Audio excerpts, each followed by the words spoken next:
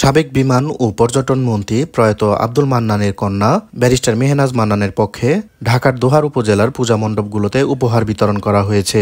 বুধবার বিকেল থেকে রাত পর্যন্ত প্রতিকূল আবহাওয়াকে উপেক্ষা করে মেহনাজ মান্নানের পক্ষে উপহার তুলে দেন দোহার উপজেলা বিএনপির সাবেক যুগ্ম আহ্বায়ক খন্দকার শাহিন মাহমুদ। এ সময় উপস্থিত ছিলেন ঢাকা জেলা বিএনপির সাবেক দপ্তর সম্পাদক অ্যাডভোকেট মনির হোসেন রানা, ঢাকা জেলা যুবদলের সাবেক যুগ্ম আহ্বায়ক ফজলুল হক বেলায়েদি, দোহার উপজেলা ছাত্রদলের সাবেক সভাপতি আব্দুল আওয়াল আকন্দ, দোহার পৌরসভা বিএনপির সাধারণ সম্পাদক মহসিন উদ্দিন খান মাসুম, বিএনপি নেতা হারুন রশিদ, দোহার উপজেলা স্বেচ্ছাসেবক দলের সিনিয়র যুগ্ম আহ্বায়ক বোরহান উদ্দিন সহ বিএনপি ও সহযোগী সংগঠনের নেতাকর্মীগণ।